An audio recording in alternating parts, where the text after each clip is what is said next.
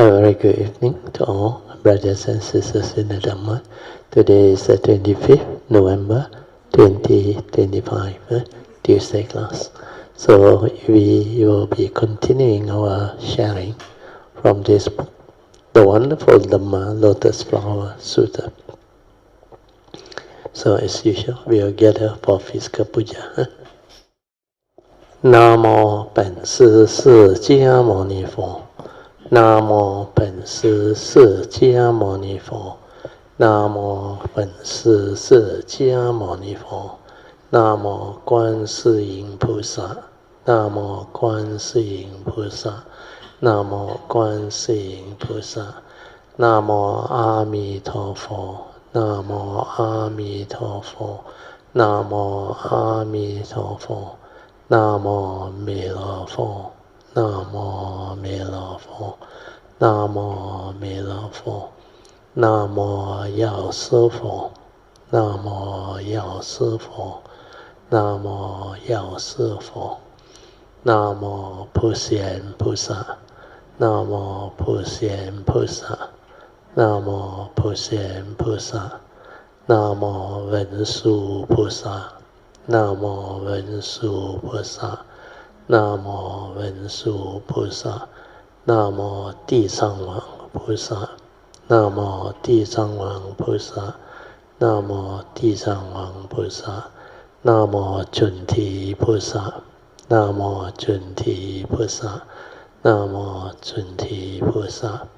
南无佛菩萨。南无佛菩萨。南无佛菩萨。อะระหังสัมมาสัมพุทโธภะคะวะบุตตังภะคะวันตังอะภิวาเทมิสวากาโตภะคะวะตาธัมโมธัมมังนัมมัสสามิสุปฏิปันโนภะคะวะโตสาวกสังโฆสังฆังนามามินะโมตัสสะภะคะวะโตอะระหะโตสัมมาสัมพุทธัสสะนะโมตัสสะภะคะวะโตอะระหะโตสัมมาสัมพุทธัสสะนะโมตัสสะภะคะวะโตอะระหะโตสัมมาสัมพุทธัสสะบุตตังสรณังกัจฉามิธัมมังสรณังกัจฉามิสังฆังสรณังกัจฉามิDutiyampi bedang saranang gacchami Dutiyampi dhammang saranang gacchami Dutiyampi sanghang saranang gacchami Tatiyampi bedang saranang gacchami Tatiyampi dhammang saranang gacchami Tatiyampi sanghang saranang gacchami Panati pata veramani sikkhapadang samadhiyami Adina dana veramani sikkhapadang samadhiyami Kamesu miccacara Veramani sikkhapadang samadhiyami Musawada veramani sikkhapadang samadhiyami Surameraya majapamadatana Veramani sikkhapadang samadhiyami Ganna sarapadittena dipena tamadang sina tiloka dipang sambuddhang pujayami tamonudang ganda sambarayutena duppena hang sugang hina Puja ye puja niyang tang Puja bhajana muttamang Vanna gandha guno petang Etang kusuma santatin Pujayami munindasa Siri pada sarorohe Pujemi bedang kasumena nena Punnena matena cehotu mokhang Pupang milayati yatta idang me Kayo tata yati vinasa bawang Adivase tuno bante Paniyang parika pitang Anu kampang upadaya Patigan hatu mutamang Adivase tuno bante Pali parika pitang Anu kampang upadaya Patigan hatu mutamang Adivase tuno bante Bojanang parika pitang Anu kampang upadaya Patigan hatu mutamang. Now let us chant the Puja aspiration based on our understanding on the significance of these Puja offerings. Significance of offering of light. May this offering of light to the Buddha brings forth the causes and conditions to illuminate our mind and help arise the needed clarity and understanding to dispel all darkness of ignorance therein. Significance of offering of water. May this offering of pure, clear, cool water lead us to the pure, clear Dhamma that cools and doses of the fires of all defilements within our mind. Significance of offering of incense. May our morality, virtue and understanding shine forth far and wide, just like the fragrance of this incense, which we are offering to the Blessed One, who is perfect in wisdom and virtue. Significance of offering of fruits. May this offering of fruits remind us of the Dana Parami of generosity and the fruit of our karma, so that I will diligently strive on with heedfulness to attain the path and fruition soon as possible. Significance of offering of flowers. May this constant offering of flowers to the Blessed One strengthen our faith and constantly remind us of the impermanence of this body, so that we will diligently and sincerely strive on to cultivate Sila, Samadhi and Panya, leading to ultimate liberation, the born-free Nibbana. Making of overall aspiration. By the power of all these merits, born of these offerings, may our spiritual faculty of Saddha, Virya, Sati, Samadhi and Panya be further strengthened until they become balas, powers, sharing and transfer merits to all beings.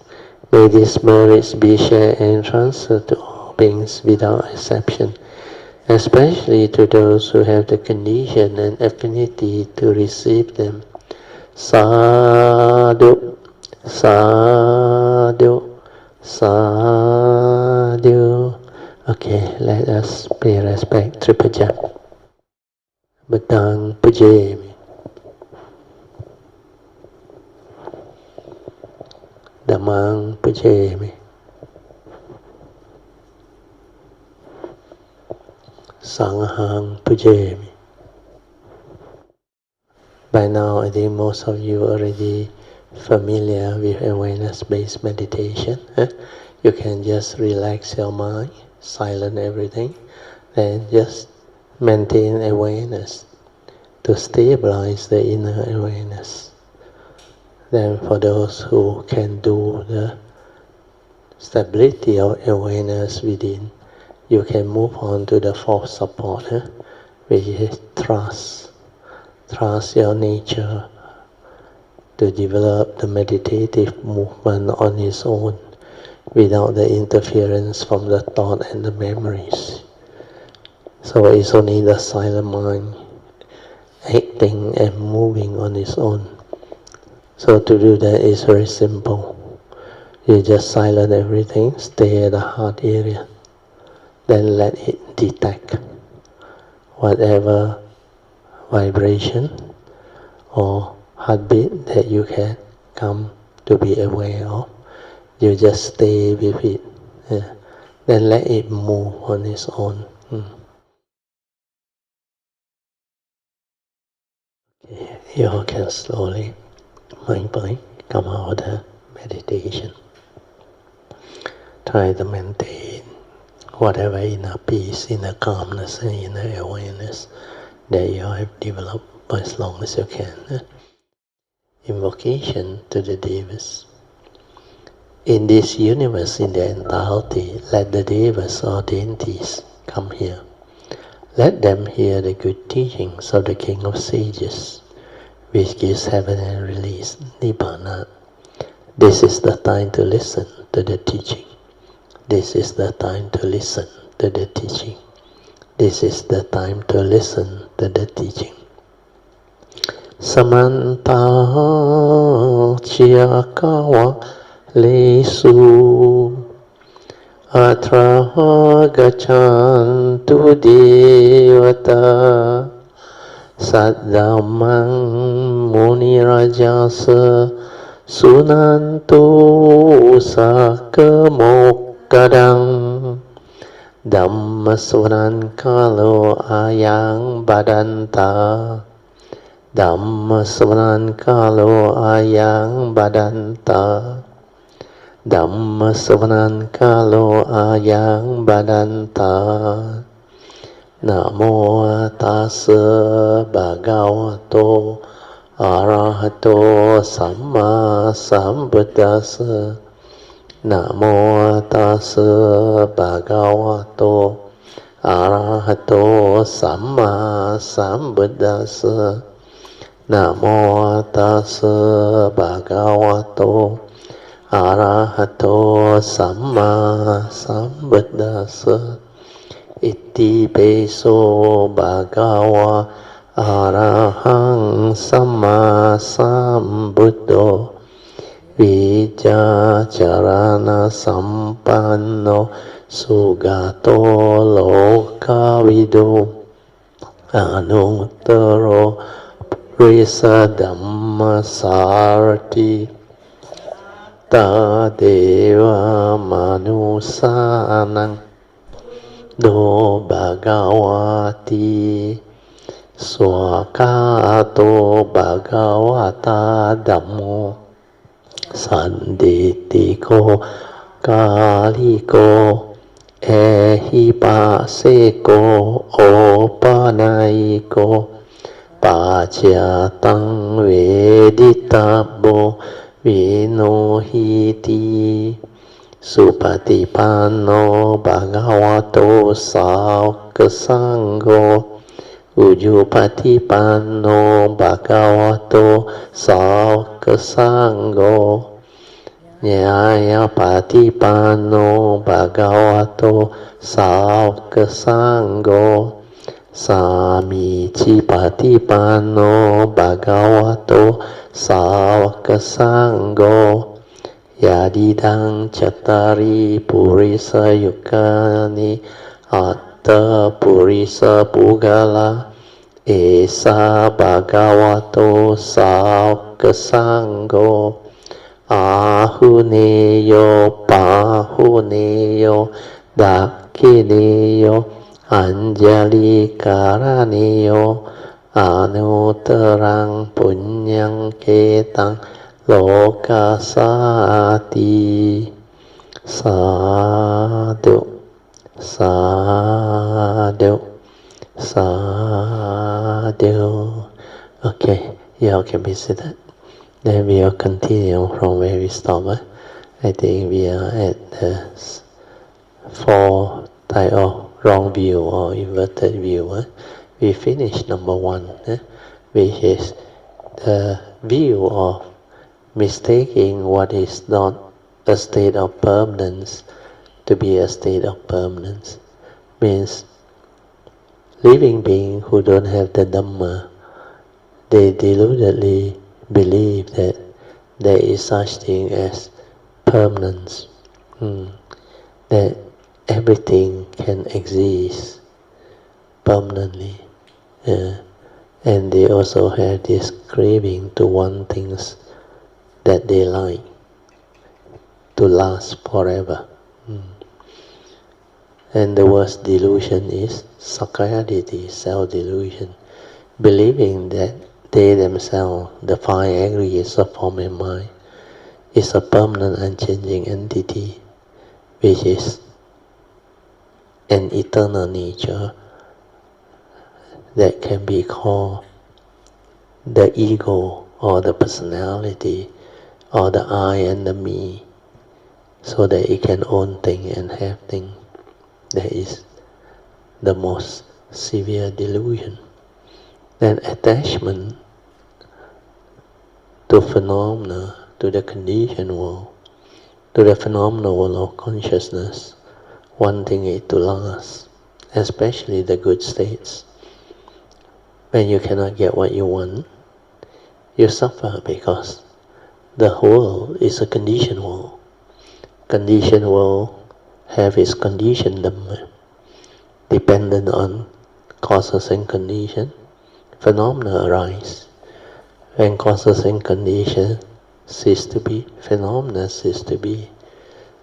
So that statement by the Buddha is very important. Whatever arises, there are causes and conditions behind. Means these are all condition arising entity, dependent originating, not a permanent unchanging entity. So that one we have gone through, we have covered quite extensively. I give you a lot of examples too. Then now we move on to the second wrong view, which is not so bad, but there are people who attach and cling on to it too.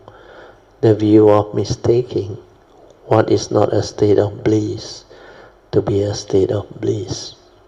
Actually, the phrasing of this is very important, because the way it's phrased, if you are somebody who has gone through life and have good experience of calm meditative state, you may think this statement is wrong. So here when it say the view of mistaking what is not a state of bliss to be a state of bliss, it doesn't mean that there is no such thing as blissful state, etc. So when the blissful state arise, they really arise because it's condition arising. Especially if you develop the 5 jhanic factor. When you can develop the first 3 jhanic factor, you apply your thought, you sustain your thought. Then you experience some form of piti, spiritual calmness or peacefulness of mind. Then you continue to develop it. Then it can transform into a blissful state, and that blissful state can be experienced. So here, maybe the way they phrase it is not so accurate. It should be the view of mistaking this blissful state as something permanent, can be achieved whenever you want to. There is no such thing, because it is a dependent originating state, a phenomena. So you continue to develop it, then it will arise. But after it arises, no matter how you enjoy it, sooner or later it will cease to be, because these are all dependent originating mind state. So the state of bliss, or what we call sukhang, is impermanent. It arises when causes and conditions are there. Then it will intensify and become very strong. Then it will decay. Then it will cease. And no matter how long you like it, it is never a permanent, unchanging mind state that will last forever. Sooner or later, it will come to pass.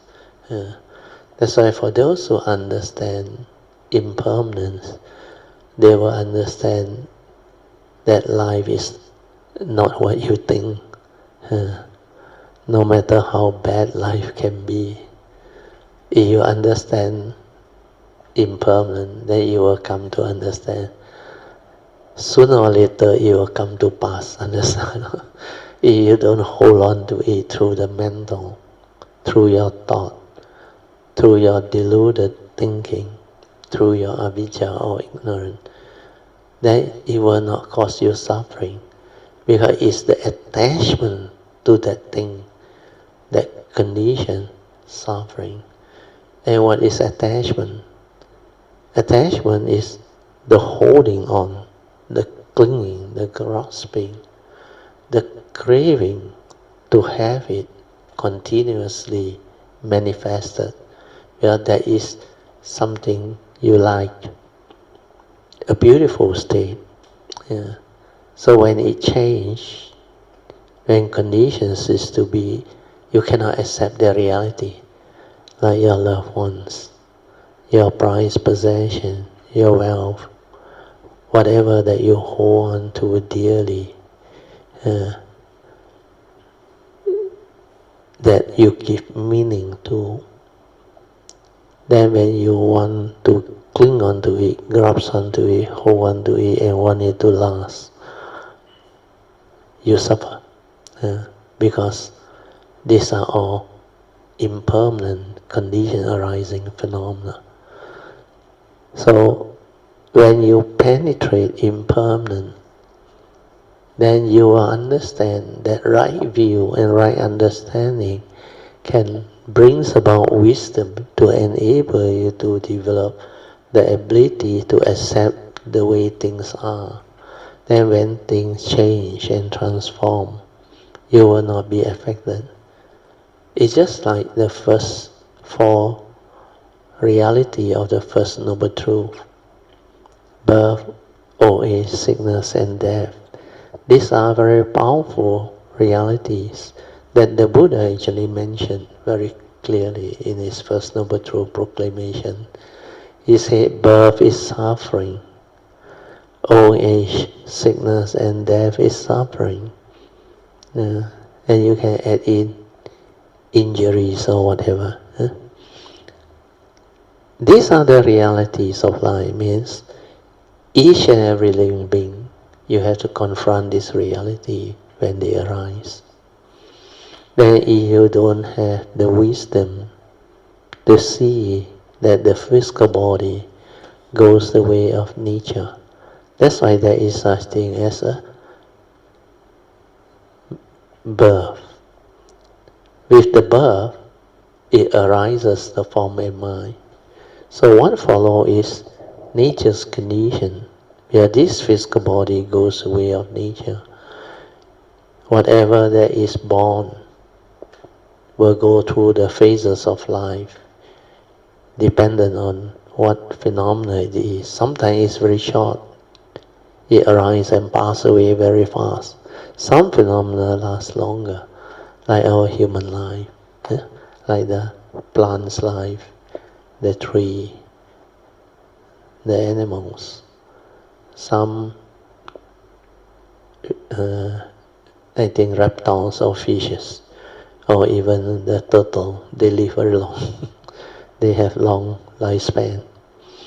So all this appear to be like they last, is something permanent. But if you look at it, it's not what you think, because they also go through the nature's condition of birth leading to what they call sickness and death. and also aging. So these are the phases that manifest. So when you go through all these phases, if you know that it's not a permanent unchanging entity, then you don't worry about the physical form, getting old, getting sick or die, or having to confront injury, disease, sickness, and finally confronting death. But this form of mind is not a permanent unchanging entity that you or we as living beings can cling on to, grasp onto and say, this is me, this is I, therefore all this can be mine. No such thing. Then similarly for all the pleasurable experience that we experience and comes to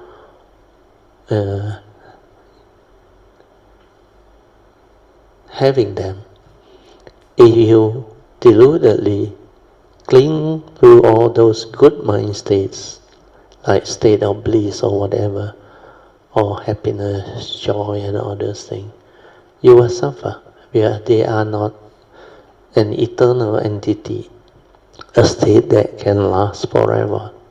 That's why as causes and condition changes, the phenomena also changes. Things evolve, arise and pass away. Whatever that is born is of the nature to cease.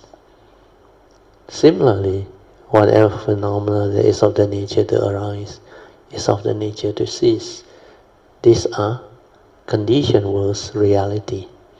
So if you see that clearly, then you awaken. You develop the understanding of the conditioned world's Dhamma. Okay, then we go on to the third one. The view of mistaking what is not the... Here he used the word true self to be the true self.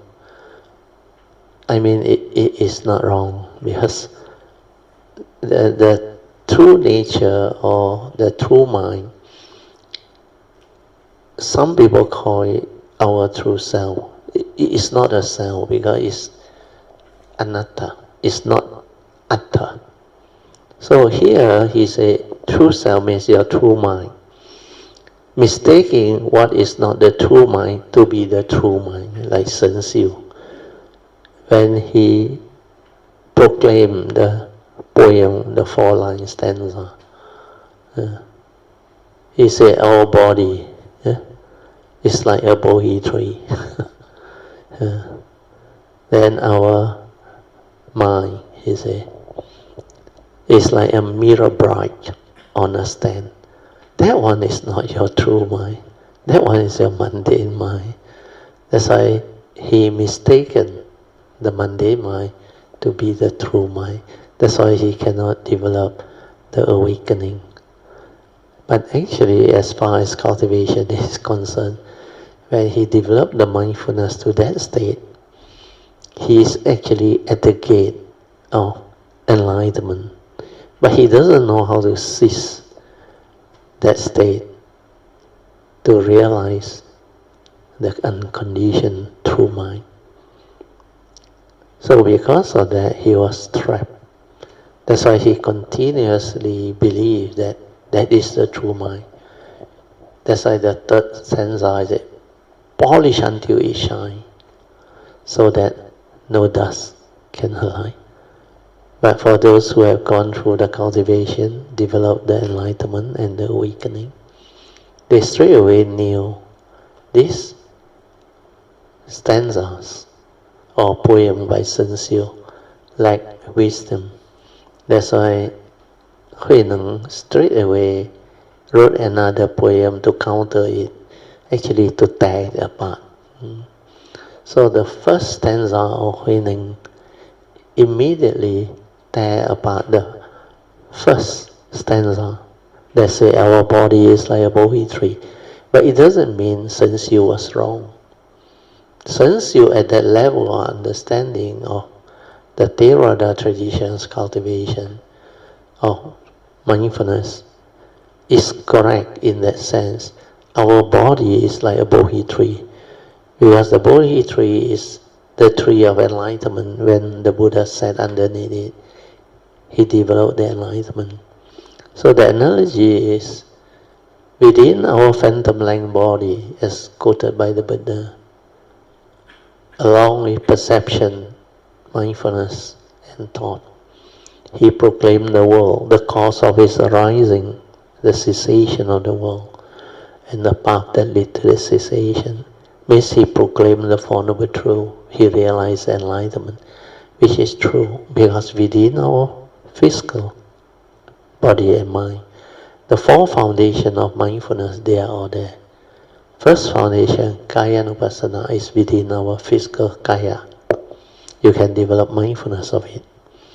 Then Vedana-nupassana is also within our five aggregate of form and mind. Then Chitta-nupassana is also within our five aggregate of form and mind, which is mindfulness of the content of consciousness. Then the last one is Dhamma, which is within existence and life itself. That's why these four foundations are there, and it's like a Bodhi tree that can give rise to enlightenment. But when Huining penetrates deeper into the true mind, he realized Bodhi is just a wisdom. That's why he says, Bodhi Peng Wu Su. Bodhi means the Bodhi mind. It's not a tree. It's just pure insight or wisdom that awakens. Then Ming Jing Yi Fei Tai, he said, the mind that Shen Xiu mentioned, the mirror bright on the stand, is not the true mind. He said that is the mundane mind. Then he said the true mind, or the original nature or true nature, originally is empty. Here is just pure awareness nature, no word, nothing. There is nothing you can talk about. You cannot have words to describe it. It's not a concept, it's not an idea, it's not a thought. It's just a nature, pure awareness nature. That's why it's actually the unconditioned, empty. 本来无一物, you say. Originally, that true mind, the true nature is empty in the sense that it's unconditioned, nothing inside there. No word, no concept, no whatever manifestation. It's just a pure thing. Yeah. They can see things as they are, develop the understanding, insight into phenomena, and awaken. Then he said, if it's originally empty, then where can the dust lie? 何处惹尘埃? So it really tear apart Shen Xiu's delusion. That's why at different level of cultivation, you see things differently. At the initial level, especially mundane level, you have all the duality, the convention. That's why you have right and you have wrong. You have concept, have idea. Then all the expression that can be expressed by the thought process, the words. But when you go beyond, you develop the direct seeing, then you realize there is no word. No word means what? No duality. No duality means no right, no wrong, no this, no that. How can there be any clinging or grasping? So the direct seeing is seeing things as they are, without the words, the concept, the knowledge, the views, the opinion, and the conditioning. It's just the pure seeing. That's why the direct seeing, everybody sees the same thing. There is no difference. Where mundane seeing, based on your mundane mind's conditioning, belief system, views, opinion, You perceive and see things according to what your memory tells you, your accumulated views, opinion, conditioning, and belief system. So that one is the wrong seeing. That's why in the first level of seeing is mundane seeing, ordinary seeing. Then is the conditioned world's convention, the duality, everything exists. But the direct seeing is for those who have silenced their mind, developed the stability of mind to be in the meditative state of pure awareness. And that one see things as they are, without the interference from the views, opinion, conditioning, and belief system. The thought process doesn't come in. So that one is completely different.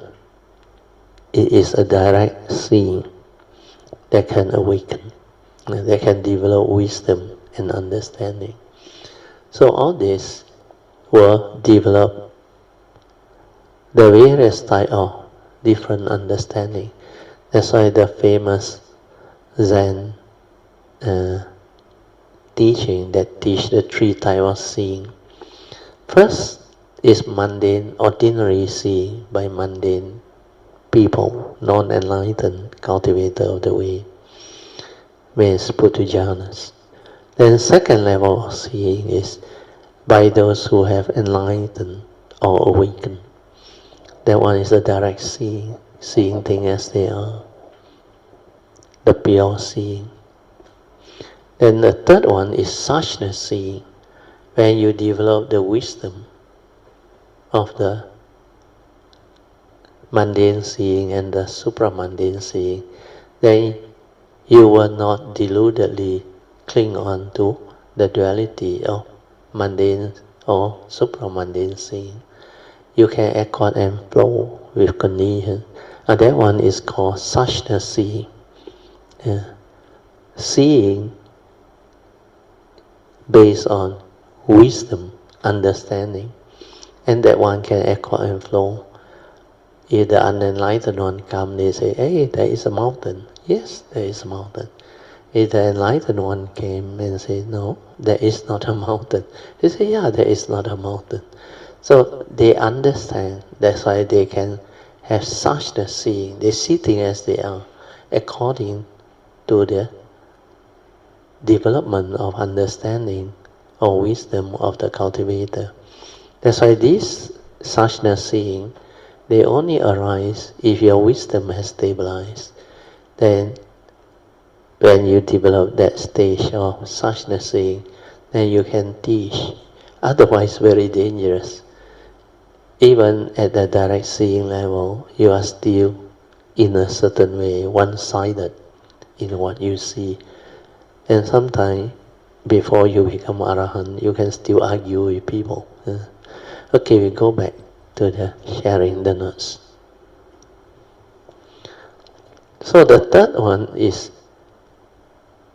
to mistaken the mundane mind as the true mind. And the other deeper meaning is sakkayaditthi, view delusion. The view delusion is more about the form and mind. They take this form and mind to be self, whereas it is actually a condition arising entity, a vehicle and tool, karmically conditioned out for living beings to arise within the conditioned world.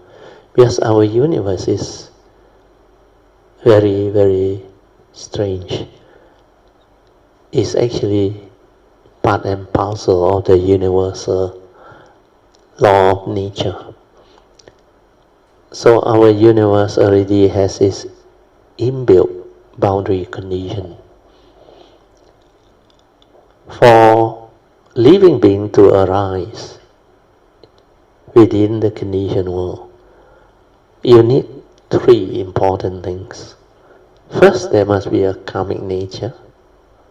Then the other one is the life force, also manifested from the karmic nature. in the form of consciousness.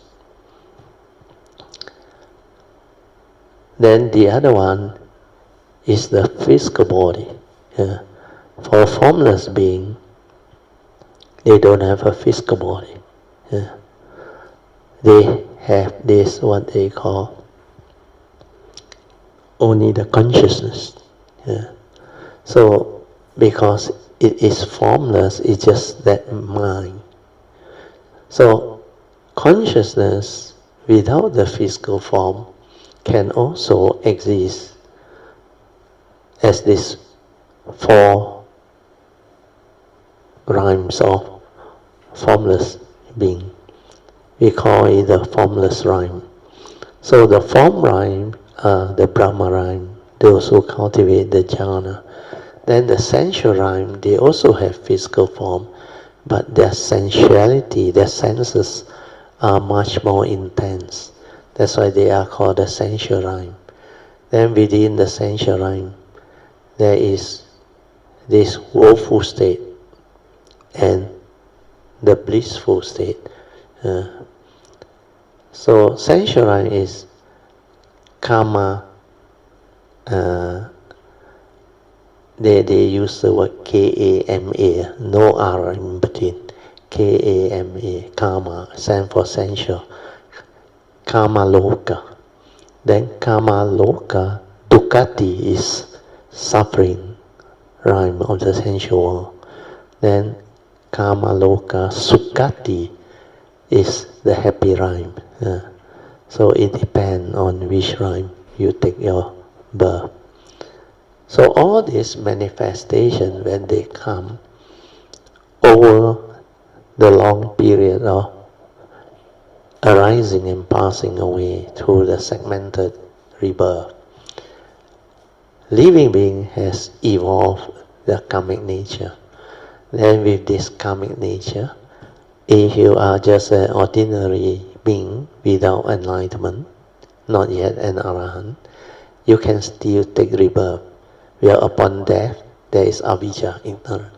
So this avijja will condition rebirth consciousness.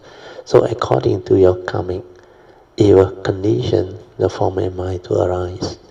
And this form and mind, they manifest in accordance with one's karmic condition. That's why the Buddha said, we are all born our karma, heir to our karma, conditioned and supported by our karma. And we are what we are because of our karma. So karma plays a large role in each and every living being's existence. So when this one arises, the form and mind initially is not evolved yet. Then later on as it evolves, just like our human being, from the sperm and ovum, it slowly evolve and develop. Then it slowly grow inside the mother's womb.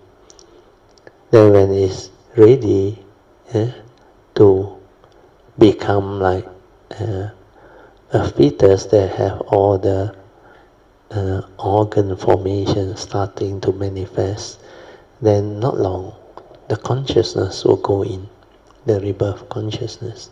Then when it go in, there will be 2 heartbeats, the mother and the baby or the fetus. Then from there, it continues to evolve until it takes birth. Then this consciousness that is inside is at first quite pure in the sense that the brains are not developed yet. There is no memory, views, opinion, conditioning, nothing. That's like clean slate, pure. So it's like the enlightened being with all the memory, but their mind is just pure awareness. They see things as they are. That's why the newborn baby, they are very innocent. They don't have words, concept or idea. They just slowly evolve until they can see or hear. Their senses starts to come in. Then they start to become conscious. So initially it's pure, but then they learn. They learn from the environment, from the parents, or from whoever that take care of them, their guardian and all these things. So nowadays we tend to have better condition. You can hire nanny, maids, and also maybe those foreign workers that can help you take care. So these are the people, together with the parents, they will teach the child to learn. And the child develop all this knowledge and learning and conditioning from, of course, the environment, society, and people who take care of them. Then later on, the computer, the handphone, the media, the whatever education, all this condition them. And they tend to develop more and more of the thought process, mind states. And they cultivate the mundane mind more and more intensely. That's why our thought process is very suitable for knowledge-based cultivation or knowledge-based development. So a lot of all this, when we develop the understanding of the Dhamma, we look back, then we realize it's the lack of understanding that we have two minds. The original true mind, which was there when each and every one of us was born into this world, and the sophisticated mundane mind, together with its bundle of memory, views, opinion, conditioning, and belief system, including all your trap accumulated phobia, insecurity, everything. Your sorrow, your lamentation, all this, how they actually develop and create a lot of suffering in human beings, especially human beings, in fact living beings. Then from there, we become what we are. That's why we have to meditate. Means we go back to the pure awareness nature. We develop the pure awareness mind. We stabilize it. Like when we are just born without the arising of thought. Then we can see the movement very fast from the pure awareness nature, how thought, emotion, sankhara activity, how we stir our mind upon perception through our senses. Every moment of sense experience, we tend to react to it or stir our mind to create the duality born of our views, opinion, conditioning, and habitual tendencies. So all this you start to see, and you start to understand why you are like that. Because before you have the Dhamma, these are the delusion, the wrong view that condition living being to be like that. So having understand and understood all this, we reverse the cultivation. Like the Buddha say, we silence our mind. Then we trace the origination factor, how all this wrong thought that condition our mind states of anger, hatred, envy, jealousy, fear, worry, anxiety, sorrow, and lamentation, how all this wrong thought or wrong emotion that are mentally detrimental or mental suffering arise. Then through this understanding, we straighten our view and retrospectively reverse all this wrong way of living life. Then we learn to see things as they are, to accept the reality of the moment, to be at peace with all conditions, every moment, every instant. Whatever that arises within the world is the world. People are just the way they are. Then you can be at peace. And when you are at peace, all this wrong emotion, wrong view, wrong thought cease to be. When they cease to be, your mind develop tranquility, stillness, peacefulness, where it does not stir anymore.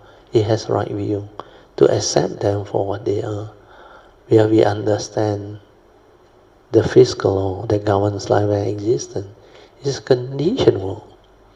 That's why everything is dependent, originating, condition, arising, cause of phenomena, impermanent. If you want thing your way, which is not in accordance with nature's condition, you suffer. That's why the universal characteristics of anicca, dukkha manifest clearly. And because it's anicca, it's never a permanent, unchanging entity. It's just a phenomenal world of consciousness and form, manifesting, following nature's law, following the paticca samuppada, the dwelling, etc. Okay, now we go back to the notes. The last one, we go to the last wrong view. Number 4, the last wrong view is the view of mistaking what is not a state of purity to be a state of purity. So this one, a lot of cultivators that do thought-based meditation, especially those who do jhanas, samatha, one-pointedness, or absorption meditation, they develop it until their mind becomes very, very peaceful, tranquil, and still. One-pointedness. All the energy killed at one point. That's why they have this ekagata, one-pointedness of mind, where everything is like fixed into one point. Then thought also cannot arise. It's as if your mind is very calm, very still, no thought. But it's a conditioned thought, it's a conditioned state, actually held by that thought, one thought. That's why the one that say, I have no thought, is actually a thought. And that one is not a free mind. A free mind, not in a conditioned state, has no thought.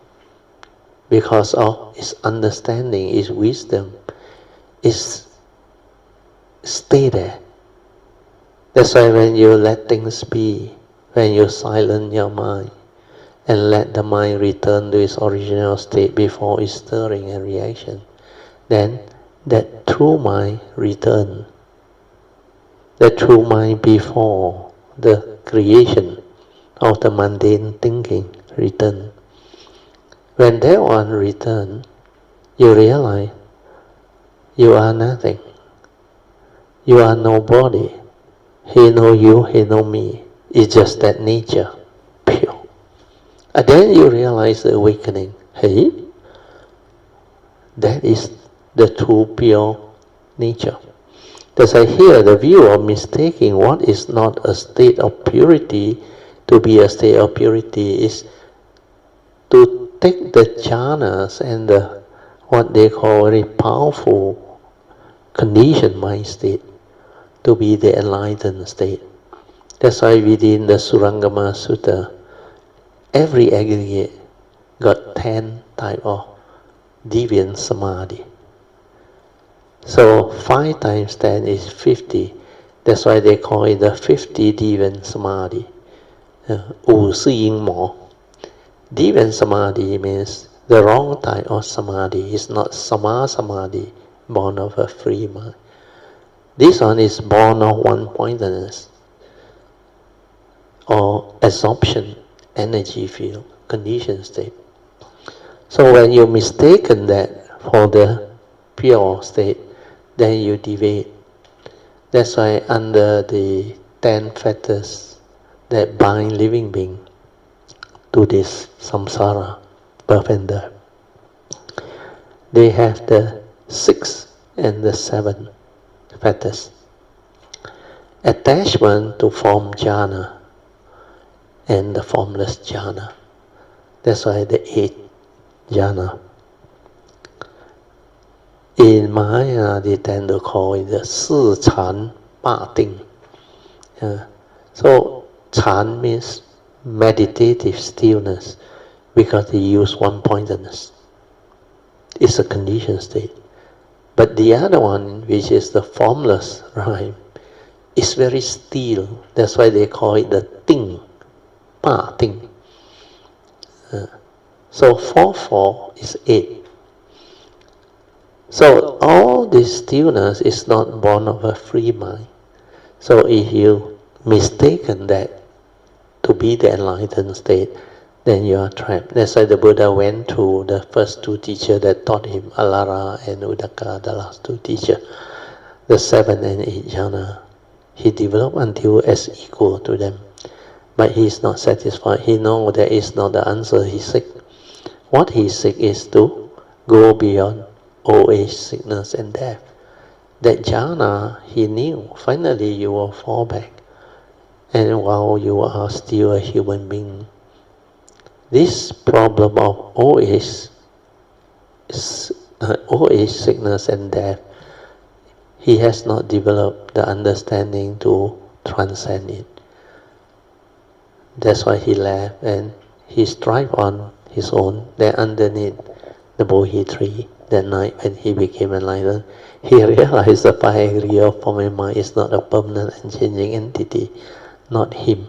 And that's how he awakened. Then he realized always sickness and death pertain to the physical body, nothing to do with him. That's why he knew there is a nature within that is beyond thought, beyond mind. That primordial nature, the eternal nature, which is within the unconditioned. That's why the Buddha said, if it is not because of the existence of the unconditioned, escape from the conditioned world is impossible. That's why you have to seize your mind to realize the unconditioned. And they call this the Nibbanic transition, awakening. When you realize this state of, actually it's not a state, when you cease and realize Nibbana is not a being that realizes, the Monday mind ceases through its own understanding, realizes itself and ceases, then the unconditioned state of Nibbana manifests. And it's not a state, it's not a mind state, it's nothing to do with the conditioned world. That's why you cannot talk about it, you cannot describe it, you cannot use word to try to understand it. Cannot. Okay, with that we move on. In spite of this, all the children clung onto their amusement. The children represent all living beings. Some of them give rise to delusion arising from incorrect view. So the 4 wrong view. Others gave rise to emotion. The amusement is the metaphor for attachment to such views and passion. Living beings could not be free themselves from the delusion of views and passion. Passion means craving. Living beings in the 3 realms were attached to views, opinion, conditioning and belief system. They have craving or passion. But the Buddha rescued them from their suffering and difficulty.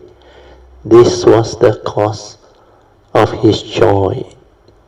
So the Buddha, like the elders, was extremely happy when he can take them out and teach them all this. They call it the skillful means, or sainthood way and the supreme vehicle way teaching. Okay, I think we can end here so that we have more time to do the sharing. We still got 3 haven't shared. You can either report meditation or share whatever you want to share, or ask me any question regarding the Dhamma and the application of the Dhamma. Okay, I think left with Alicia, Song and Elsie. So who wants to start? Alicia. You can ask Elsie. Okay, Elsie. Good evening, Brother Chiu, yes. Sister, and all brothers and sisters in the Dhamma.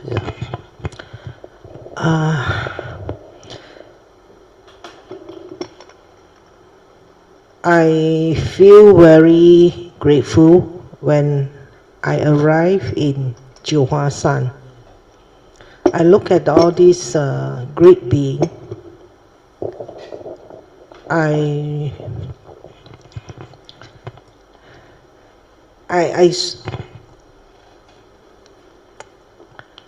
look at their rupang. Yeah. So I feel the solemnity. Suddenly I feel that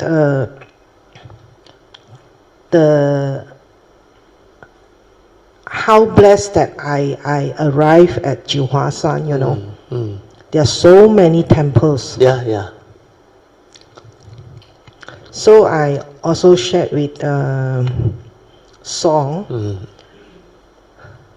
So I said the people there are very blessed, having so many temples around.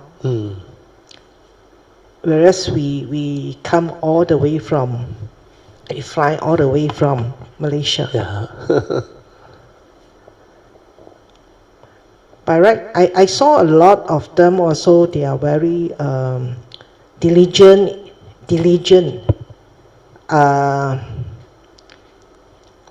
In their bowing. Yeah. Their faith. There are a lot of their faith also. Yeah. Their faith is very strong. Yeah. I'm very thankful to Alicia. She has done a very good job. Yeah. And Song. This round,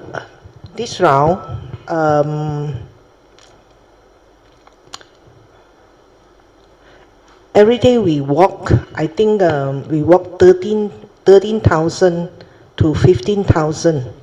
Oh, that's a lot. Yeah, I mean for per day, yeah. For steps, the 4 days. Yeah, steps. But we are still. I'm still full of energy. Energy, yeah. Sadhu. I want to thank Bratio also, like when we went to the Hsuan Theater. So there are a lot of people, very crowded. The first day when we went, and subsequently we went back. So and they. We were looking for a place to do some chanting actually. Actually, it's not easy for us because even though there are less people there, but still they are still very crowded. And finally, we managed to find a place. And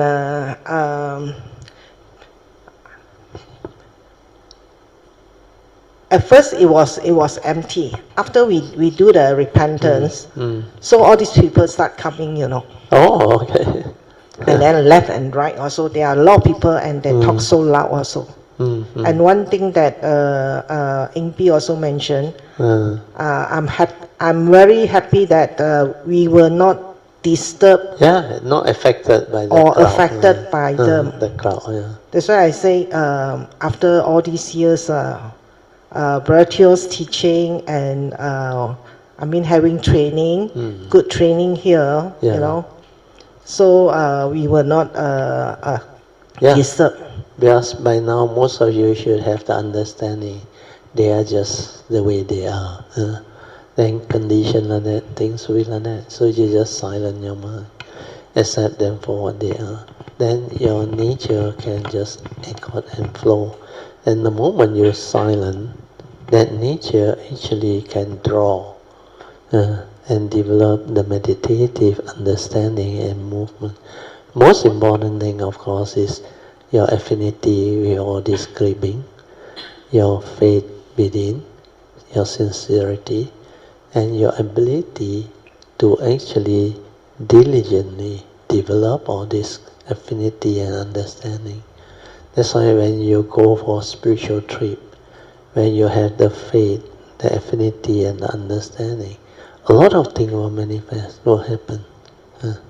Like that day, I think Cindy shared last Sunday. at our Surangama Sutta class. She also have very good experience and understanding. And he praised the group. He said the 7 of you, the rest, they are like the what they call. She used the word I forgot already. The 7 one, like not immortal. I forgot. I don't know what it is, but she used that word very well. Because he said they were very, very helpful, and they were full of what they call sincerity, and something like magnificent people. I forgot the actual word, but it's very beautifully described. He said you all were so sincere, the Kayamita, very different. And he thanked a lot of you all who actually helped her. Because she was initially having the throat problem, I don't know what. I think Alicia and PG and also Chupolian, Song, many Kayamita, they are very sincere, very kind and very helpful. Then everything went on smoothly, meant to be, and they develop their own understanding, which is very good. That's why when you have developed the cultivation, you have all this understanding to help you to have the understanding to optimize whatever that can be optimized when you are there. For you, maybe you cannot describe it so well because you are not so used to the description of it, because maybe it's something that happened over that 4 days very fast, and most of this that happened actually inside a lot of changes, transformation, movement. But for initial cultivator who don't have stability of understanding, you all may not be able to describe it so well, but deep inside you all know. And all these are very beautiful experience.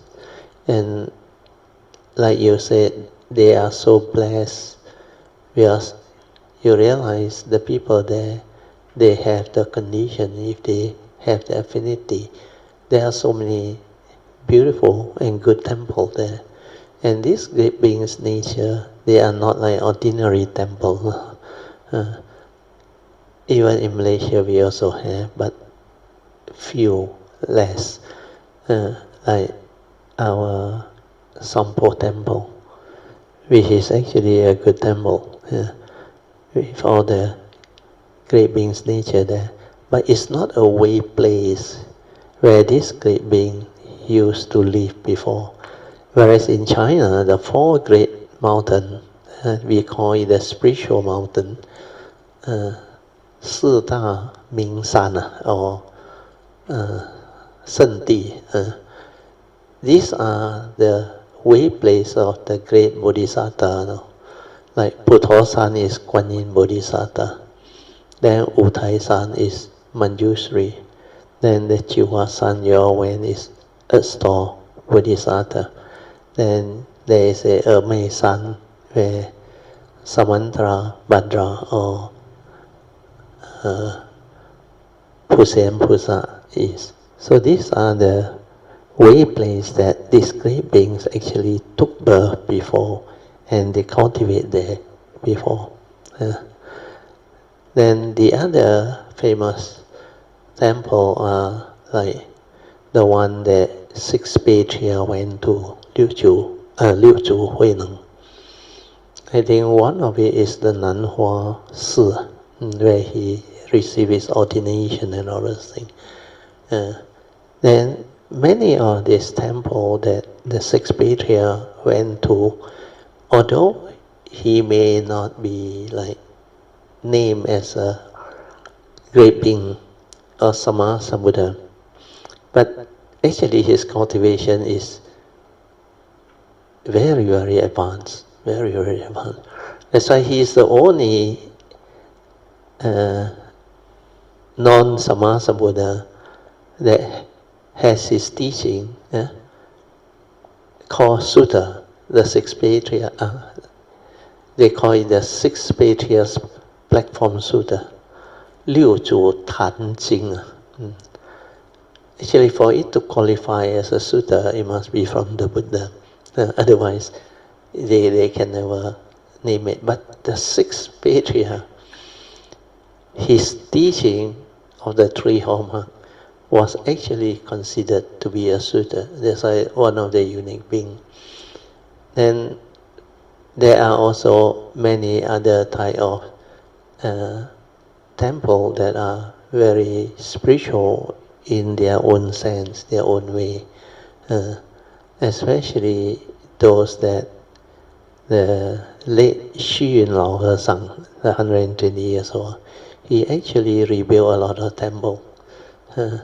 And at the places where he stayed very long, like Chichu San or those areas, and many temples, they are very different because their nature, their energy are very good. So that's why I like to go to China, it's because of that. And sometimes, certain places, the energy is very different, very strong. Like the temple I went to in Xi'an, the Paima Si, I remember. The Buddha's relic was down there. Then there's another temple in, I think in Fujian, somewhere near Fujian, I remember. My wife can remember. How many mia Nanki temple? 不是 Buddha is tooth 啲裏邊咧。Kim Mail 去俾我 visit from Fuzhou 過去There is an old temple. We went there, I think 2 or 3 times. I think. I forgot the name. It's a very different temple. You go in, there I saw the old monk. The old monk is very mindful. Then the energy there was very good. So all this, you will be able to encounter them and develop the affinity and cultivation. Then when you come back, you become different. Actually, when you are there, you can be sensitive to those nature's energy. You will draw and it will activate your nature inside without you knowing. That's why you all feel very strong in your energy level. And at night, like, no need to sleep also cannot. But the key, most important thing to do is to relax into it. The more you relax into it, the stronger the energy will go in. And you will activate inside. No need to know. You just let it happen. Especially you go back to the hotel. You just have faith, develop the saddha, then relax, maintain awareness, and relax deep into it, and let it just happen. Then every day, when you have the faith and the mindfulness going on, you will draw, you will tap. Then your collective energy among you all also, with the great beings energy, Dhamma protector and all these things, they will form a collective consciousness that actually energize the nature there. And for cultivators of the way who can detect, they will know cultivator is around. That's why when you have this understanding and cultivation, you are very different. You better let you continue. Elsie, anything else? This round, actually I feel very relaxed in the whole trip. And the energy level is very high. Even when I went back to KL, we took our flight arrived almost midnight, and we reached home about 2:30. Oh, so late. 1:30, sorry, Yeah. 1:30.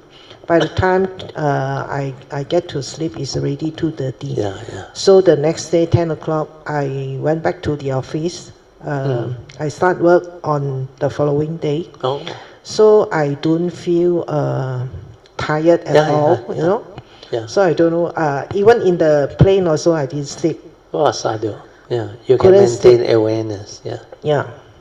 So this trip is really a beautiful trip. Another beautiful spiritual trip. Spiritual trip. Yeah. So that's about all I want to share. Okay. Maybe I let Song share. Yeah, let Song share. Okay. Let us rejoice. Sadhu. Song. Brother Mr. Steele 大家晚上好。Brother 我要 share 一些 experience 我在这个九华山的这个 trip 里面我们是拜五的飞机then就是之前的那个礼拜天就是我们 Kayamita gathering 的那个 Sunday 的 morning 我早上我起来的时候我突然间我想这四个菩萨的 way place 我都去过了，只有这个地藏王菩萨的我会去 second times，我就讲应该是跟他有一些 affinity，但是我又觉得我好像对他不是很熟悉所以我就赶快去YouTube 去看一些去找那early morning 我就去 YouTube 看一些资料，然后他们就 mention 到这个他的那个地藏菩萨本愿经那个 very important 所以我就看到我的书架里面就有这一本经书，所以我就晚上回来，我就晚上after activity 了以后晚上我就开始就去拿这个经书来 recite，很多生字有些我也不会念，我也不习惯念经，所以就读得很慢，然后我就分每一天晚上 spend about one hour plus to用几天来慢慢的读完它。然后当我在读的过程中，我才发现到，这本经里面是写他的 past life 的一些，他的那个故事。我才知道他是除了就很像BG 讲的，我们的 perception 就是他是就是去地狱度众生的但是当我在读那个本愿经的时候，才发现到他 past life 他也是很孝顺的一个儿子，所以我从这个我在读的时候我才知道比赛他去度众生，他也是一个很孝顺的一个菩萨来的。当我读的力分了几天，读完了以后。我很 deep 的看到从这个本愿经里面可以看到他的慈悲心，我很 deep 的说我说他的那个 compassion，这整本经都是在讲这个地藏菩萨的这个慈悲心这个是我个人读完了这整本经里面的那种感觉然后就拜五的时候我们就出发到了我一到机场的时候，我在那个我们在Q out register 的时候，我全身就一直很在 vibrating，它就一直在 vibrate，很自然的一直在 vibrate。当你有讲话的时候，它又没有。但是你一 silent 的时候，它就来，它就一直全身就一直在那边，一直这样子的，一直在 vibrate 它。then 过后我们 after register 了，我们就check in 了，我们就在一个 Burger King 的 restaurant，我们在那边坐住的时候，suddenly 我很累，然后我就这样子坐住 silent 的时候，然后我可以 feel 到那个 heartbeat 很 strong 的就来了。那这一次它不是在 surface 的跑，它是在里面，你可以 feel 到它是在里面的一直pump 那个心跳。然后过后就到了那个我们要上飞机之前，我们就在那个 waiting hall 里面坐住的时候，然后它又变成就在 center 里面，它就变成一个跳动，在 center 那边跳一下全身 vibrate， 跳一下全身的 vibrate，然后我就去慢慢的一直去 observe 它，它这个 happening 是，我发现到这整个的 happening 是它自然的，自然的，它是很auto 的arise manifest 你只是要 silent 跟 aware， 它就是在那一边了。Because of the faith also, then you read that 本愿经地藏王 the Sutta and all those things develop the renewal of your affinity with Tisangwang, then this spiritual trip you all go is like meant to be. That's why that Tuesday class when you all came, I knew after you all told me who is going, and this is beautiful Kayamitas. That's why I knew it's meant to be. So I gave you all some advice. That one will help you all. Then for those who have developed the cultivation like I predicted that day, you all will know what to do and you all will benefit a lot from it. So all this manifestation, they can happen as you develop the understanding and the cultivation and the progress. Then it will happen. For Song's case it's different because he has actually connected long ago. I think easily 4 or 5 years ago. 是不是 10 years 是 before the 这个 Wat Machan 是Wat Machan 20 10年了11年了no wonder 里面很 strong 我还以为4、5年11 years already, very fast, time fly. So because he connect when he was there at Thailand in Wat Machan, the Heart Suttas chanting came and all this movement, transformation. That's why what he described is for those who haven't developed the stability, you will learn from it, because when the time comes when you develop all this understanding, you will also go through the similar experience. I use the word similar, but everyone is different. Then all this activation of the heart and nature, like I said, the great being's nature, when you have the affinity, they are ever radiating for the cultivator of the way. Then it will manifest in different ways. Like initially he said, from the center of the heart, deep inside, there is this energy very strong. Initially, if you are not stable, it's like too strong for you. But don't worry, just relax into it. Maintain the faith and the awareness. Then slowly your nature will develop the ability to draw, understand and benefit from all this. Then later on, like he said, after the check-in and all those things, he said another type of movement happened. And that one is at the like surface, the point there. And all these are different time, different movement, different understanding. Then later on this will move. It will open up your heart there. It will move. It will move by itself. It will activate by itself. And whichever transformation that is needed, it will actually keep on doing it and opening it up. That's why all these are very useful sharing and beautiful sharing, which means not only my nature can do it, a lot of Kayamitta who has developed the understanding also can do it. So have faith, then silent, develop the diligence. That's why the Buddha says, strive on with heedfulness. I mean, cultivate heedfulness, stabilize your mindfulness. When you are ever mindful, constantly meditative, then your daily mindfulness stabilize, you transform and progress very fast. And all this that people report, slowly you develop the understanding and you progress, and you yourself will go through. And they are very beautiful meditative training experience. And this thing can really serve you well in the future.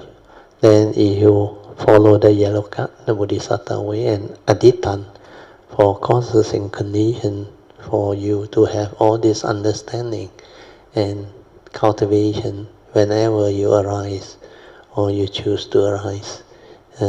And all this will make sure that all of your future coming is taken care of.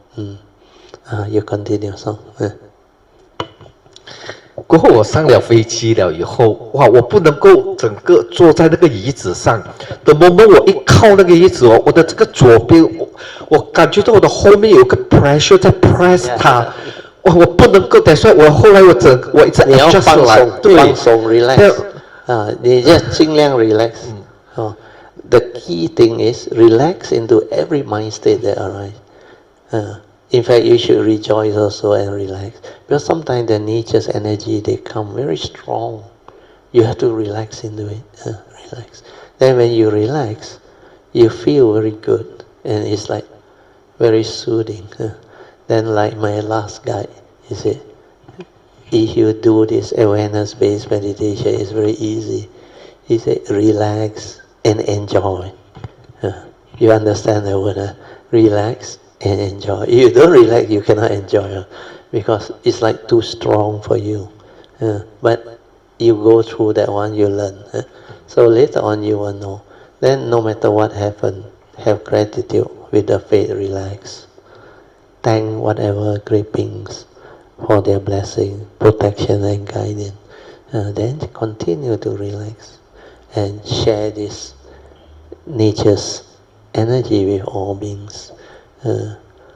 Whomsoever who has the affinity, may they share and draw this beautiful nature's energy of great beings, so that they too can progress along the path of Dhamma. You can recite that. Then the best is silent. Relax and let it happen. Then develop the joy inside. That peace, that joy, that tranquil mind, silent mind. Yeah, you continue. So 我 no matter 我怎样放来放去都，我的 moment 一靠下去那个 你会感觉到有一个 pressure， 就是不能够靠那个椅子。但是我是45 degree 的这样子坐住就坐了 about 2 hour plus halfway 的时候，我起来上了厕所了以后，我再回来。然后我就整个我又 try to 靠，我整个人很 light 很放松的，这样轻轻的然后我就慢慢的可以靠在那个椅子上了，然后我就可以我就整个靠住椅子这样子坐住到船了都说我是45 degree 这样子对，那个时候是哇，你整个人来很像很 light。整个人就整个很软的，就这样子的，就整个的 journey 了然后到了九华山了以后，我们的第一天傍晚我们就因为我们中午到，然后休息了，我就讲傍晚我们就在街上走一走，然后我们就到去 visit 了一个 temple， 那个 temple 是一个尼姑，它是肉身的 temple， 它里面我们就 visit 了过后，但它的那个 temple 的旁边有一个观音殿然后过后我们要临走的时候，我才看到那边有个观音殿，然后就进去 pay respect。的 moment 我一进去的时候，哇，我里面就自动的唱结滴结滴的，哇，它就一直 repeat， 就一直我就在里面说，哇，就自动的一直在唱。然后我就pay respect 了出来，我就没有去管它。Then the next day， 我们去 visit 的时候，我们到了百岁宫，它旁边又有一个观音殿，我一进去又是一样的 moment， 奇怪，你去别的不会的 moment， 你一打进那个观音殿，它自己就来那个结滴了。那个 affinity， the 观音 chanting。然后第3天的时候，我们就爬上天台，然后就Cindy 跟阿曼院就在那个半山等我们，就在那个半山等我们下来的时候，我们就去找他们就在那个观音殿那边等我们。所以等我一踏进那个观音殿，又是结滴，我就但是那个观音殿哦，它的观音很庄严，很大，它是一个南向的观音来的，它是戴那个皇冠的，哦，所以我一看到说哇，又来阶梯了哦，然后我就pay了 respect 了以后，因为我们才刚从山上下来，我们就在外面休息，然后我就看一下，诶，这 condition 很好哦，然后我就suggest来，我们全部人唱心经哦，就哇因为我们在那个山的旁边，那个庙在旁边，所以哇那个 volume 是fully的哦，哇就唱很大声的，哇真的是就是整个唱的RPG 的不多也来但 after 我就觉得after 我唱了以后。我接下来的每一天去的观音殿就没有再唱了里面就不会了就是前面那个3天哇，你还没有唱之前的 moment 一进去，它里面就要他要你们 develop stronger affinity with 观世音菩萨 that's why that thing will manifest on and he will give you a hint to develop the chanting where through the faith and the affinity meant to be you will develop the chanting. That's why all this will manifest. And when it has developed like you say, the volume or like full blast is because everybody have the faith and they know how to chant Xing very well. 揭谛揭谛波罗揭谛波罗僧 that one when it comes, inside you have affinity very strong, the vibration. That's why it's all meant to be very beautiful. How? You continue?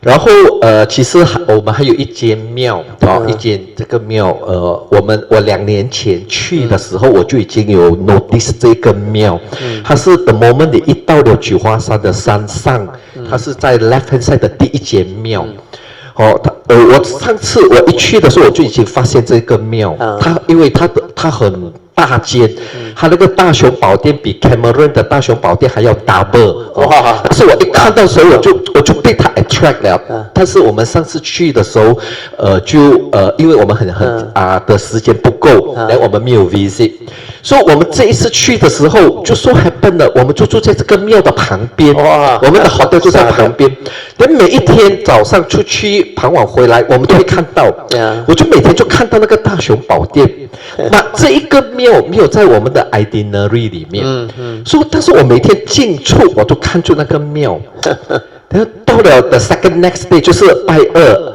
因为我们拜三早上要离开拜二早上的时候我跟我自己讲This is not in the itinerary 早上6点半我自己一个人跑进去我就 pay a visit the moment 我一进去我看到哇这一个庙有600年的 history 了它是很传统的那个马哈亚纳的 temple 哇里面很庄严所以我 pay 了 visit 了回来during the breakfast times 我跟他们讲说来我们 today add on 这个 temple 所以9点的时候我们全部人就过去所以那一天是15所以也比较多的香客来烧香然后它的前面是旧的 building 然后那个大雄宝殿的后面有一个 building 是新 build 的它是有地藏殿万佛殿还有那个睡佛殿然后 the moment 我一进去那个地藏殿的时候然后哇因为它是new build 的 building 它的那些设计它的那个รู棒全部很大很庄严所以我 pay 了 respect 对这个地藏菩萨 pay 了 respect 了以后我就站住这样子就这样子在欣赏那个设计那个 hall然后我可以 feel 到我的前面很 light 很 subtle 的一个这样子 vibrating 就在我的前面这样还就这样慢慢的这样子在 vibrate 于是在前面这样子 vibrate few times 然后过后我们就从这个地藏殿走去隔壁的这个万佛殿哇这个万佛殿很大很庄严它中间就做了5尊大佛five direction 的布大然后它的旁边全部满满的那个 ceramic 的白色的那个布大所以是叫做万佛殿 The moment 我们进去的时候，就有大概about 40个师父他们在念经，因为那天是15，所以他们披袈裟坐在中间那个 hall 的中间，他们都在念经。然后我就问那个counter 的师父，我说他们在念什么经？那个师父跟我说他们在念金刚经。哇塞！所以我就跟大家讲，我们 silent 来 join 这个念经。所以我就在 silent 的在看听在看住这个monk他们在念的时候。那个 vibration 又再来，很 subtle 的他就从上面这样子这样，好像还在 sweep 我几次，sweep 了我几次那个 layer 很轻的，他就整个这样子，他就这样子 move 一下，对。Actually 过后我才知道这个叫做shift consciousness 然后他就 shift 他就这样子 shift，它其实很轻的，但是因为我在 silent 跟 away， 我才可以感觉到。有 moment 他一 shift 过去的时候，我整个人就一直在 vibrate， 等我把我就我在 vibrate， 等我把我的头抬起来看那个布达的时候，我整个在 direct seeing 看着那个布达，at the same time， 那个 vibration 就越来越strong我整个人，等我就看回我的里面。我发现到我的 inside 很 deep 的 inside 有一个 point， 它在 vibrating， 那个 vibrating 那个 vibration 它 vibrate 出来，所以我整个人是在很 deep 的那种很 strong 的 vibration， 一直那边的 vibrate， 等我又direct seeing 的看着那个布达，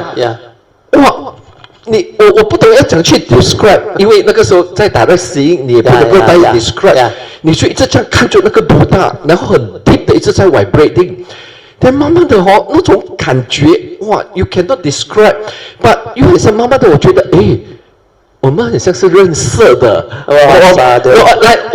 觉得我们像是 we know each other 的，我就这样子一直 vibrate， 这样在 direct seeing 里面那种感觉。但 after 他又完了以后，它里面就讲，你跟布达跟观世音菩萨有 affinity， 就是一个这样的一个。你会理解的，因为 when it manifests, it is meant to be. Then all this, when it happens, it always go in deep inside on. Then from there, it will help you to develop the understanding, transformation, and the activation, so that you can progress fast from there onward. That's why this is like meant to be. A lot of you, after this, you all will progress even faster and develop much better understanding. That's why you never knew your affinity with this great being until the condition manifests. And when it manifests, that's why I say, you will know, the sign will come, the condition will come. Even like their case, they have been there 2 years ago, but they will continue to go, and there will be causes and conditions to request for them to actually plan the trip again. That's why they will be there. And when it's meant to be, will be. All these are beautiful sharing, so that all Kayamita can develop the understanding and the faith, so that in future when you progress, you can also go through all these so-called beautiful experience that cultivator of the way go through. But remember, he connect after 11 years, so not immediate. But don't worry. That time also, before he connect, he also came and told me, Brother Teo, how come I so slow, I so cha? I said, I have been following you for so long, but I cannot understand. I said, you don't worry, your time will come. Then suddenly he connect. Then after that, I even told him when he came back and do the sharing. I said, from now onward, technically, he don't need a teacher. He can understand himself. But with the guidance and the teacher, he will progress faster. That's why after that, he keep on going through a lot of things. And the next thing that blocked him was analysis. He still go back to the old way, the habitual thinking using knowledge, analysis. Try to analyze why like that, why like that. Then develop what they call analysis, and there's another word I forgot already. Reasoning. He tried to reason. I say that is still from the thought, still from the mundane mind. Forget about it. Relax, silent, go in. Because now you are developing what they call the fourth support, the Bodhisattva way cultivation. You cannot go back to the thought already. The one that analyze and reason is the mundane mind, not your true mind. So forget about that one. Just go in. That's why later on he developed the understanding, then he progressed. So initially, after he connect, he still got to go through a few of this karmic thing that he needs to overcome, which no problem one. You all will do it sooner or later.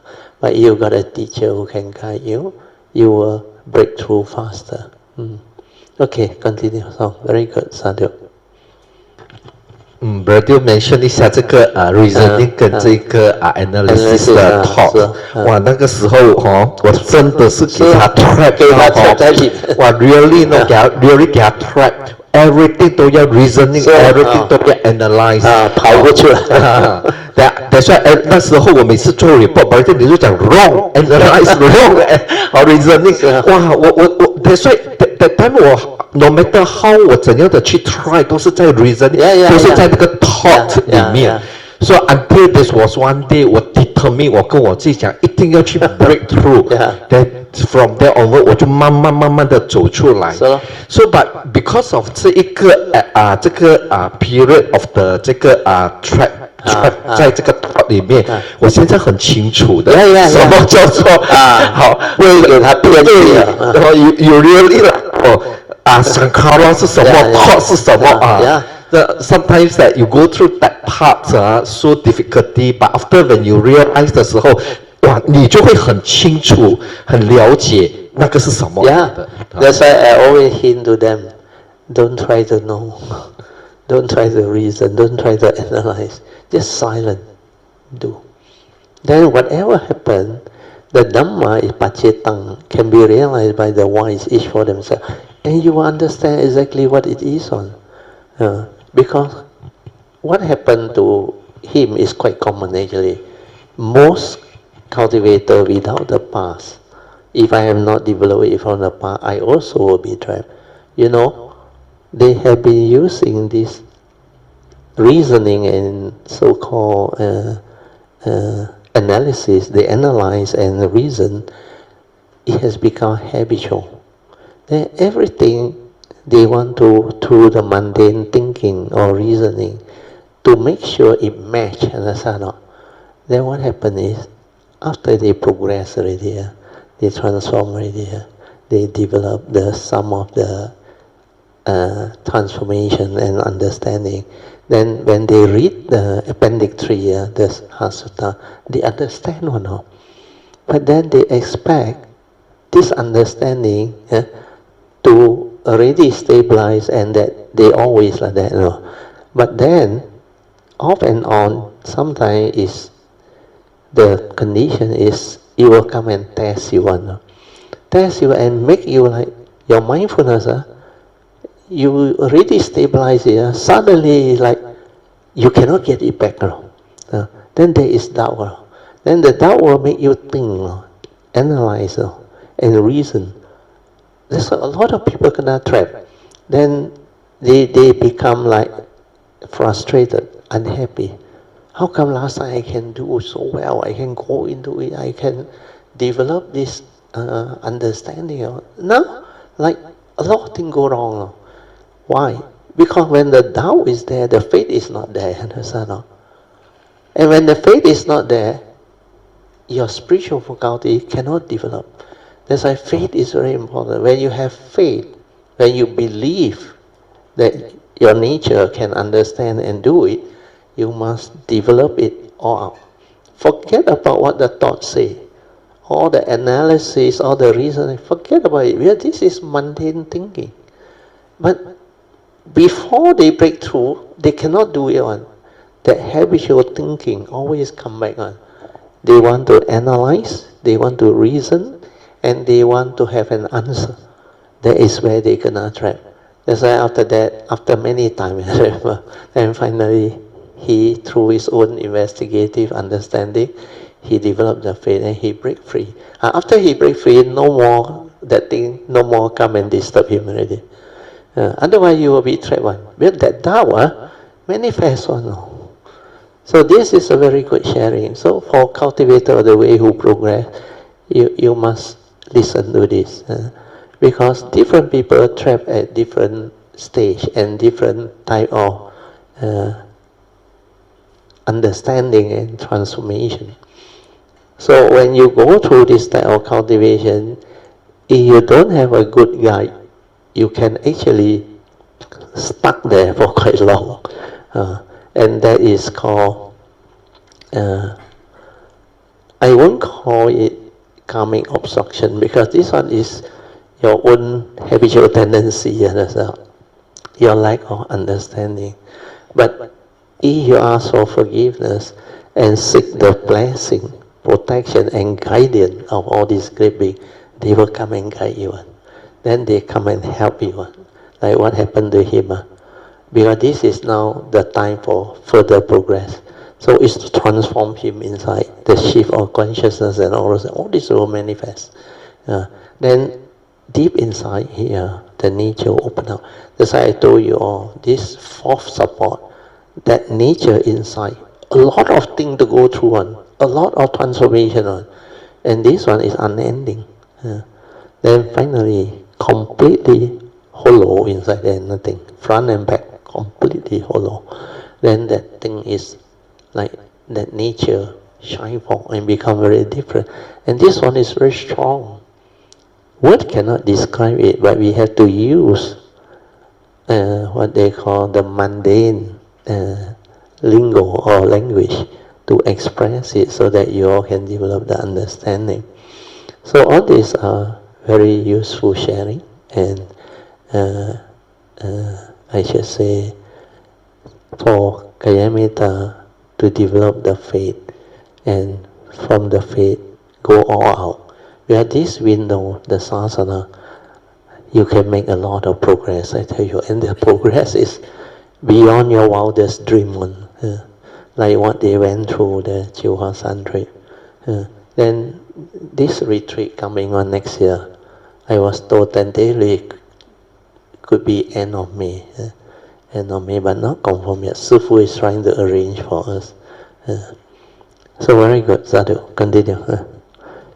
你 finish it 啦 ，Elation excitation。But Brother 刚才为什么我会 trap 在那个 thought 里面？Is because of 这个 words understanding。So 因为那个时候还不 stable， 那个 cultivation 还不 stable， 但你听到这个 understanding， 因为我们又习惯用这个满点麦，所以说你是你要 try to understand。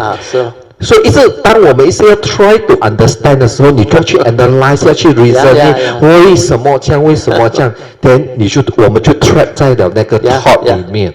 Actually 它只是要回去 silent，continue silent，continue to relax。Because that wisdom is an insight, is an awakening, it's not a knowledge. That's why you keep on wanting to understand through the knowledge, through the thought process. That one is not wisdom. Wisdom is the direct seeing. It see, it understand, it awaken.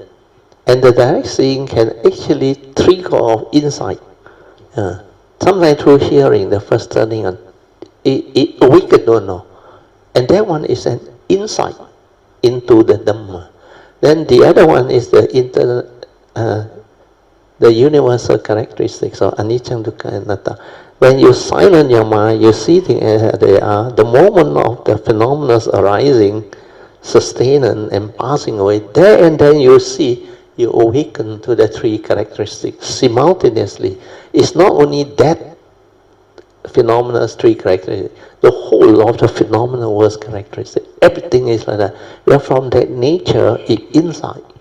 And it's not a knowledge. and you don't have to remember it one. But the moment it trigger off, is with your nature. And this nature can never, it is not memory, it's an understanding. That's why 广清老和尚 say, 对也接受, 不对也接受. Don't try to reason. But the real understanding is, thing is just the way it is. What is there to reason? Condition like that, things be like that. Just let it be. Then develop the faith, continue to cultivate silence. Develop the ability to be aware.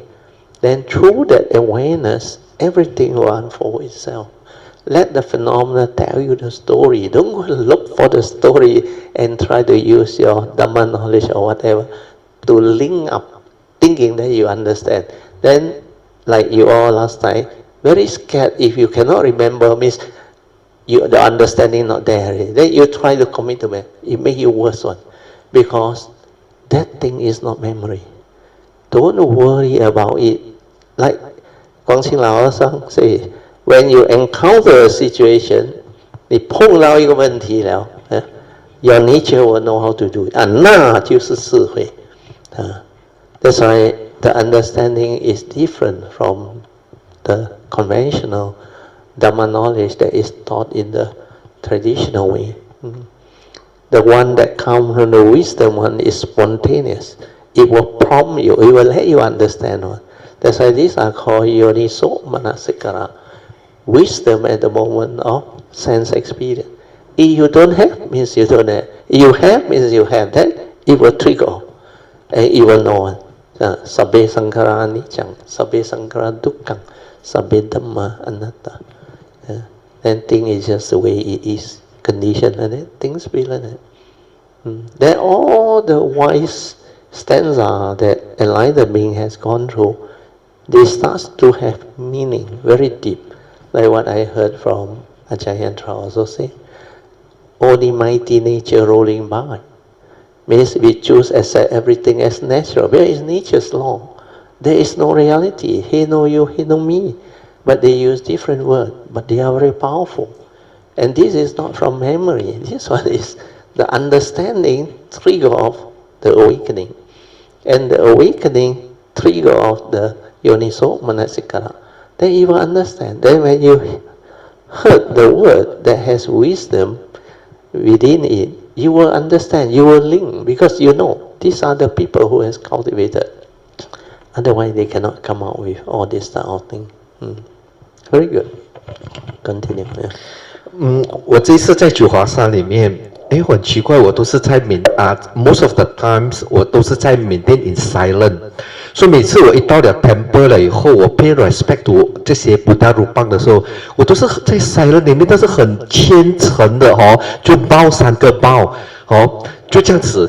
所以那天回来的时候PG 在 share 的时候，他讲当他抱的时候，他在 thanks 他们的时候，我才想到，哎呦，我忘记做这个，我忘记讲这个。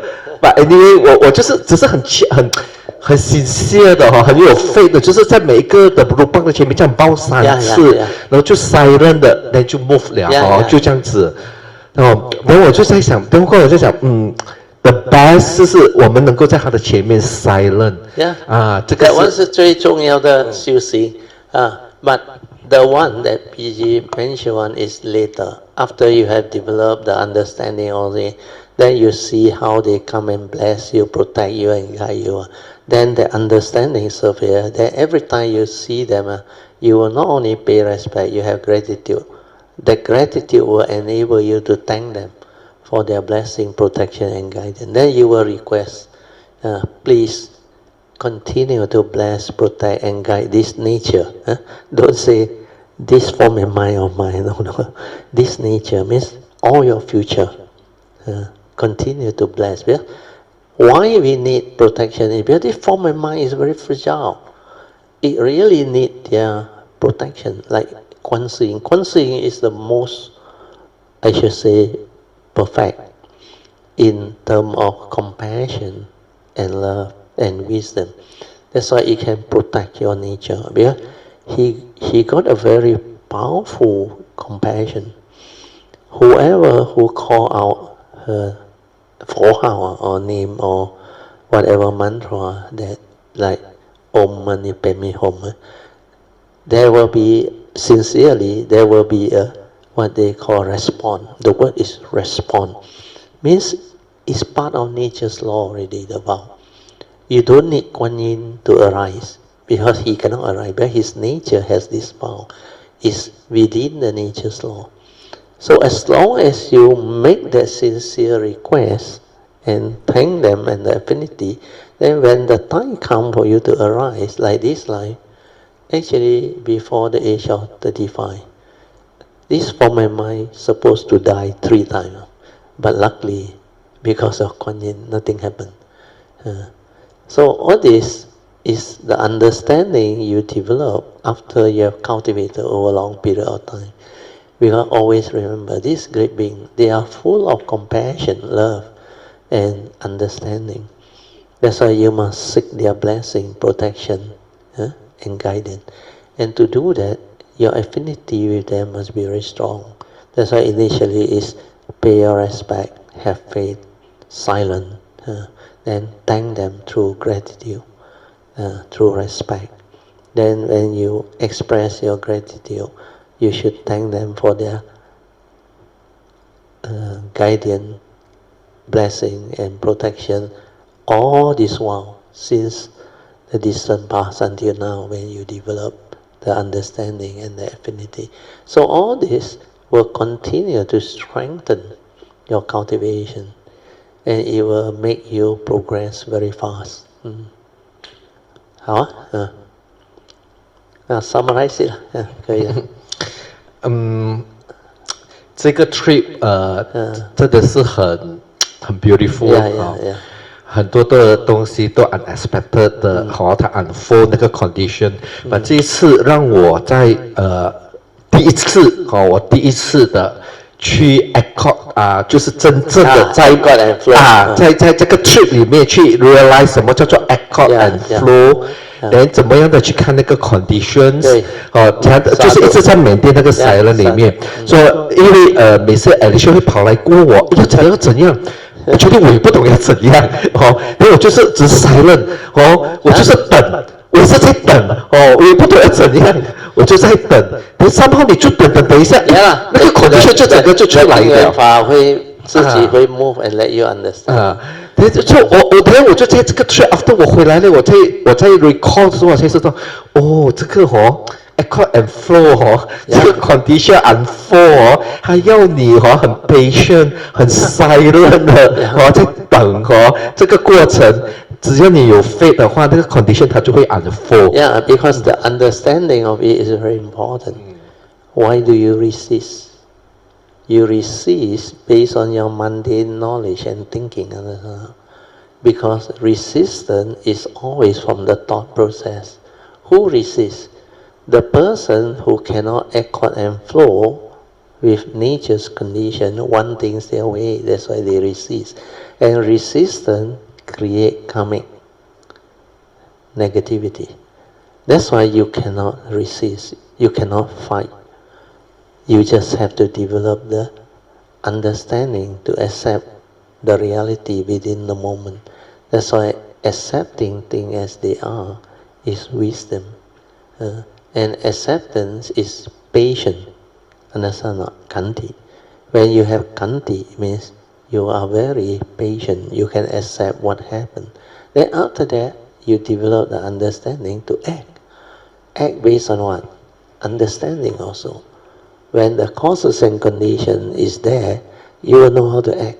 The sign will come. You don't have to worry about how to act. Because Krishnamurti say a very powerful statement. To him, I don't call stanza, where he is not the Buddhist way. He make a very powerful statement. He said, whenever there is what they call confusion, because when you are confused, means you don't have the understanding. So, wherever there is choice, he used the word choice, there is confusion. Understand? Why must you choose? He used the word, very powerful. Why must you choose? But the world is the world. He has gone beyond duality. No such thing as choose right or wrong. But that is for the conventional reality. People who don't have the understanding. That's why wherever there is choice, there is confusion. Because the mundane mind that chooses is confused. When you can accept the reality of the moment, you don't choose. Understand? Condition like that, things will be like that. Why must you choose? That's why when you accord and flow, you actually get out of the confusion. And you prevent yourself from going through the unnecessary karmic repercussion or whatever. Because confusion trigger off from the mundane thinking is what we call choice.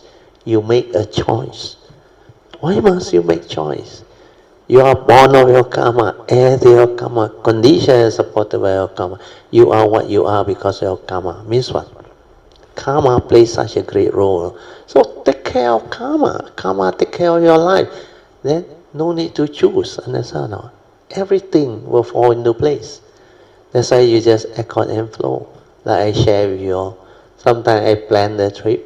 I already had the itinerary, make the decision. But when I'm there, different things can happen. That's why I will change the itinerary. I will, depending on the causes and conditions, then I move. Then I change to a different decision. That's why when come and ask me, well, they know. Whenever they got problem, they will come and ask me. And then the suggestion I give to them, they feel very good one. Then they will know. Follow this one, won't go wrong one. Like our previous trip to Homage. Actually, after we pass and reach Homage, before we check into the hotel, there's a report came back, major landslip. The whole road was closed. Traffic cannot pass. Then after our second last day, then came and tell me, he said, but Theo, that area is still not open up yet. I said, never mind, just let things be. Then that morning when we're supposed to leave, he talked to the driver again. So the driver told him also, not sure, but the government got a statement. Then told me, he said, in about don't know how many hours, 4 hours or what, the thing will be clear up and traffic can pass. Then he asked me to decide. Then I say, call the driver. Well, he is the best. He's most experienced. Then I asked the driver, I say, based on your experience, I say, the government's announcement, is it accurate? He said, most of the time it's accurate. But 4 hours, no point in the jam there. He said, all stranded there 4 hours.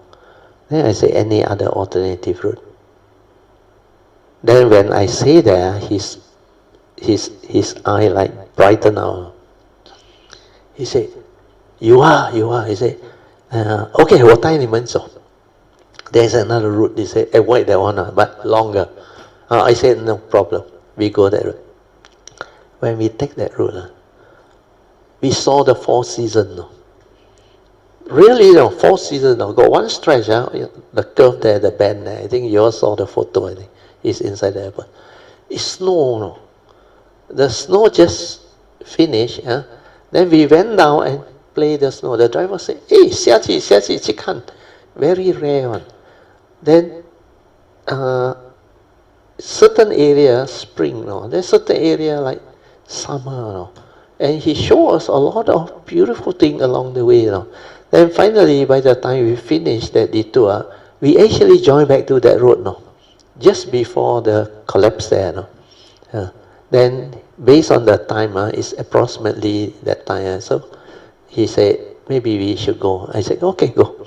And when we reached there, actually jammed. Haven't moved. Then everybody scared, no toilet. Wanted to do the business next to the bus and all those. Then suddenly someone shouted. Then I saw the driver climb up to the bus already. He received a phone call from his friend, the driver in front. The thing opened up already. 全部上车. Then within less than half an hour, moving. That's how it's meant to be. You will be. And very blessed. And because of that, we were given the choice to change to another hotel, no? Which is even more beautiful and nearer. No? That's why instead of going through all the jam and everything, we actually did a better route, and we end up real blessing in we better end. Okay, so 送还有什么？没有了。OK， 下次 OK。你要讲什么呀？不要啊。Okay, let's end. We all rejoice with all the good sharing. Sadhu, sadhu, sadhu. Okay, now we will share marriage, transfer it. Then we will end. Akasata cha pumata devanaga mahindika punyang tang anamoditwa chirang rakantu lokasasana Ittavata jam ehi sampadan punya sampadan sabbe deva anumodantu sabba sampati siddhya idang me nyatinang hotu sukhita hontu nyatayo idang me nyatinang hotu sukhita hontu nyatayo idang me nyatinang hotu Sukhita hontu nyatayo Devo vasatu kalena Sasa sampati hetu cha Fito bhavatu loko cha Raja bhavatu dhammiko Imina punyang samina Mame bala samagamo Sattang samagamo hotu Yawa nivana patiya sadhu sadhu sadhu. Okay, now you all can pay respect mindfully to Lord Buddha, Kuan Yin Bodhisattva, and all the worthy ones. Then we end the session. Sadhu.